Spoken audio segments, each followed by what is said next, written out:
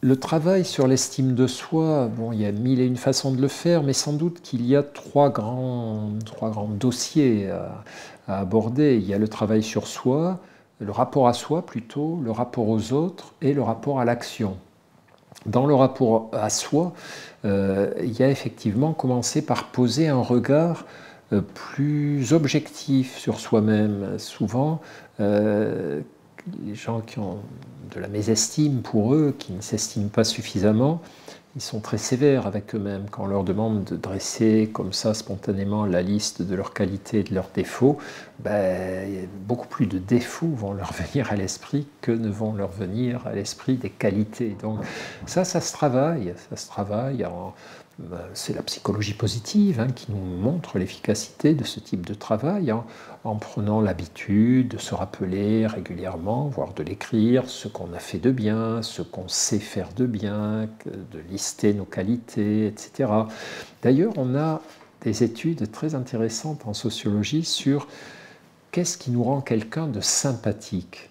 Et ce qui nous rend quelqu'un de sympathique, c'est quelqu'un qui, dans la manière dont il se présente, sait parler de ses qualités et de ses défauts. Ce qui nous dérange, c'est les gens qui ne parlent que de leurs qualités, et comme s'ils n'avaient aucun point faible. Mais ce qui nous met mal à l'aise, c'est aussi les gens qui ne parlent que du fait qu'ils sont une catastrophe ambulante, comme s'ils n'avaient aucune qualité. Et je crois que c'est la chose à viser pour la bonne estime de soi, quoi. Ne pas avoir honte de ses limites, ne pas avoir honte non plus de parler de ses qualités, voilà, de façon tempérée, balancée. Donc, penser ne jamais oublier ses points forts. Il y a aussi dans le rapport à soi le travail d'acceptation de soi. Avoir une bonne estime de soi, c'est pas être parfait, cocher toutes les cases de l'intelligence, du charme, de la réussite, etc. Mais c'est faire de son mieux, trouver que c'est agréable de rencontrer des succès, des réussites, c'est super, évidemment, mais se dire que ça ne sera pas toujours ça, de temps en temps on échouera, et puis reconnaître qu'on a des limites, qu'on a des points faibles, qu'on a des défauts, et pourtant les accepter. Donc l'acceptation de soi, c'est vraiment ce travail qui consiste à dire je ne me réjouis pas d'avoir des défauts, je ne me résigne pas à rester avec ces défauts toute ma vie, mais je sais que pour l'instant ils sont là. Voilà, c'est comme ça, comme la pluie, c'est comme les embouteillages. Si je m'effondre face à ça, si je m'énerve face à ça, ça ne sert à rien. Tes énervements, tes afflictions, tes découragements, ils ne te serviront pas. Par contre, si je me dis, ok, c'est là, qu'est-ce que je fais avec ça? Comment je me débrouille? Là, on est dans la véritable acceptation, qui n'est pas de dire c'est bien, mais c'est là, c'est comme ça, et qui n'est pas de renoncer à l'action pour changer, mais qui est de se dire je veux changer, mais je pars de ce qui existe. Les choses, je dois les voir comme elles sont, et non pas comme elles devraient être, comme je voudrais qu'elles soient. Et moi, c'est pareil, je dois me voir comme je suis, et pas comme je rêverais d'être. C'est bien d'imaginer être une meilleure version de soi-même plus tard, mais c'est bien aussi de partir de ce qu'on est aujourd'hui pour faire un vrai travail de prise en compte, de progression, etc. Voilà, tout ça, c'est à l'infini, améliorer le rapport à soi-même, avec peut-être, pour terminer, mais il y aurait des heures à en parler, travailler ce rapport à soi-même avec un mélange de bienveillance et d'exigence. C'est Montaigne qui parlait de l'amitié que chaque humain se doit. On doit être son meilleur ami et on doit se traiter, nous, comme on traite son meilleur ami, c'est-à-dire avec exigence. On est exigeant pour notre ami, on ne veut pas qu'il fasse n'importe quoi de sa vie, et s'il le fait, on lui dit. Et avec bienveillance, c'est-à-dire on ne lui dit pas qu'il est nul, mais on lui dit que ce qu'il a fait ne marche pas. Ce n'est pas tout à fait la même chose.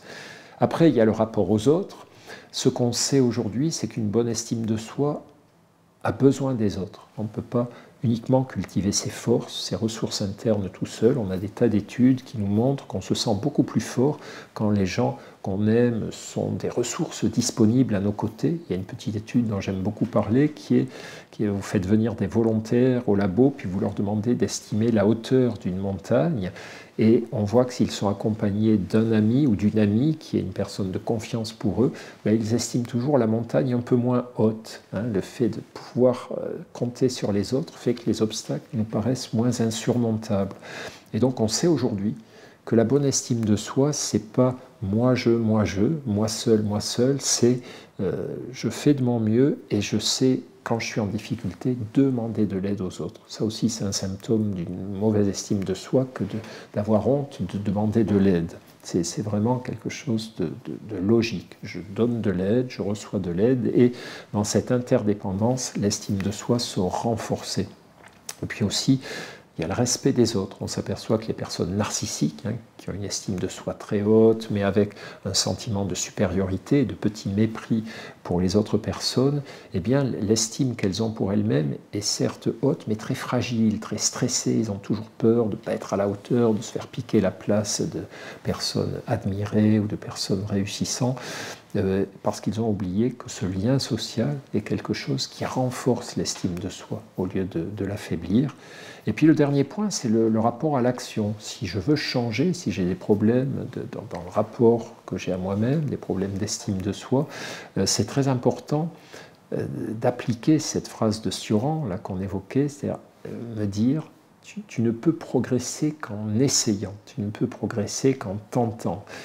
C'est seulement comme ça que tu vas apprendre. Donc, si je vois que j'ai des évitements, j'ose pas trop aller vers les autres, j'ose pas me lancer dans des nouvelles expériences, apprendre des nouveaux sports, des nouvelles activités de passe-temps, me lancer dans de nouvelles expériences professionnelles, c'est vraiment important de bien réfléchir à tout ça pour peu à peu me donner davantage le droit d'échouer, ce qui, indirectement, par ricochet, me permettra davantage d'agir et de me lancer. Mais c'est vraiment en trempant nos réflexions, nos désirs de changement dans le bain de l'action que tout ça se mettra en place. Et on ne change pas seulement dans sa tête, on change aussi en se jetant dans l'action. Il ne faut pas faire n'importe quoi, mais si je me replie trop sur moi-même, j'aurai beaucoup de mal à être satisfait évidemment de moi. Voilà, merci de m'avoir écouté sur ce thème de l'estime de soi. Alors je vous invite aussi à découvrir les méditations que j'ai conçues pour l'application Petit Bambou et puis toutes les autres méditations de l'application également. Et si le thème de l'estime de soi vous intéresse, j'ai écrit ce livre qui s'appelle « S'estimer et s'oublier », qui est paru aux éditions Odile Jacob, où vous retrouverez tout ce que nous avons abordé et bien d'autres choses encore.